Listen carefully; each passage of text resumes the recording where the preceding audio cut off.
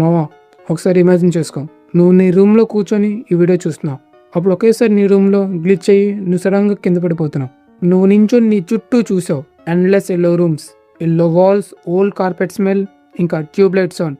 దీని మీనింగ్ ఏంటంటే ఇంక నువ్వు ఎక్కడే ఇరుక్కుపోయావు. ఇదే బ్యాక్ రూమ్స్. సింపుల్గా చెప్పాలంటే బ్యాక్ రూమ్స్ రియల్ లైఫ్లో ఉండవు, కానీ మీరు ఇక్కడికి రావచ్చు దరిద్రం మీకు లిప్లాక్ ఇచ్చి ఉంటే. బ్యాక్ రూమ్స్లోకి రావడం ఈజీ పని కాదు మావా. నువ్వు నీ ఎగ్జిస్టెన్స్ని అరెస్ట్ చేయాలి రియాలిటీ నుంచి. దీన్నే నో క్లిప్ అంటారు మావా. నో క్లిప్ టైంలో నీ బాడీతో పాటు నీ ఎగ్జిస్టెన్స్ కూడా బ్యాక్ రూమ్స్లోకి వచ్చేస్తుంది. దీని మీనింగ్ ఏంటంటే నీ ఫ్యామిలీ అండ్ ఫ్రెండ్స్ నేను మర్చిపోతారు. It's like you never existed. ఇప్పుడు ఇదంతా విని బ్యాక్ రూమ్స్ అంటే మరీ అంత బ్యాడ్ కాదని అనుకుంటే నువ్వు పప్పులో కాల్ వేసినట్టే. ఎందుకంటే నువ్వు ఇంకా లెవెల్ 0లోనే ఉన్నావు కాబట్టి. అదొక అనంత ప్రదేశం. నువ్వు ఎంతవరకైనా పరిగెట్టచ్చు, అది ఎండ్ అవుతుంది. Because it's endless. ఈ ఎండ్లెస్ ప్లేస్లో నువ్వు ఒక్కడివే మనిషివి, కానీ నువ్వు ఒక్కడివే లేవు. నీకు ఈ ప్లేస్లో ఎవరు కంపెనీ రాకపోతేనే మంచిది మావా. ఇక్కడ ఉన్న ఎంటిటీస్ని చూసిన తర్వాత నీకు ఏమనిపిస్తుందో తెలుసా మావా?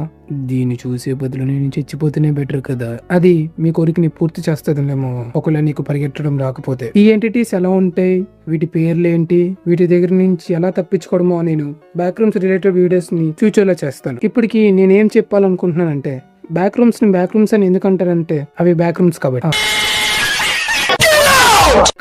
సారీ మా బ్యాక్ రూమ్స్ ని బ్యాక్ రూమ్స్ అని ఎందుకంటారంటే వీటిలో అన్లిమిటెడ్ రూమ్స్ ఉంటాయి కాబట్టి. రూమ్స్ అంటే లెవెల్స్. ఒక్కొక్క లెవెల్ ఒక్కొక్క దానికి సంబంధం ఉండదు. లైక్ లెవెల్ 0 తర్వాత లెవెల్ 1 రావాలని అక్కడ ఏమి రూల్ లేదు మా. లెవెల్ 0 తర్వాత లెవెల్ 69 కూడా రావచ్చు, అలాగే 96 కూడా రావచ్చు. ఇక్కడ ఎంపీసీ అంటే మ్యాథ్స్, ఫిజిక్స్, కెమిస్ట్రీ ఇవేటి పనిచేయవు, ఎందుకంటే ఇది బ్యాక్ రూమ్స్ కాబట్టి.